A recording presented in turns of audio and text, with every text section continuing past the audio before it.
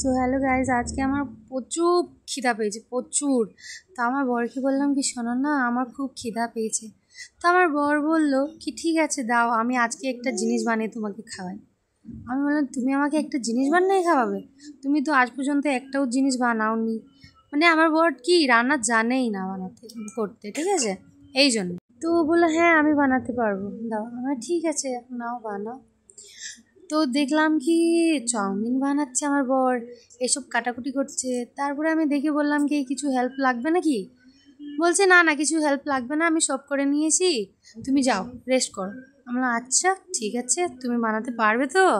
বলে হ্যাঁ হ্যাঁ। কিন্তু আজকে আমার বর না প্রথম দিন বানিয়েছে, তো আমার একটু খারাপ লাগছিল কি আমার জন্য বানাচ্ছে, বা যাই হোক একটু কষ্ট করেছে আমার বর।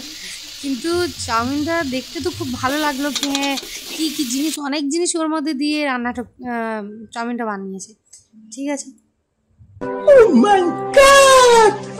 কিন্তু চাউমিনটা খুবই ভালো, খুব দারুণ লাগছিল দেখতে, খুবই দুর্দান্ত।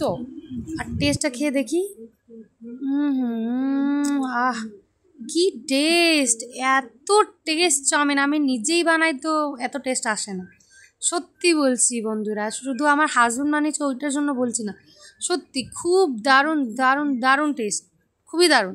তোমরাও ট্রাই করো।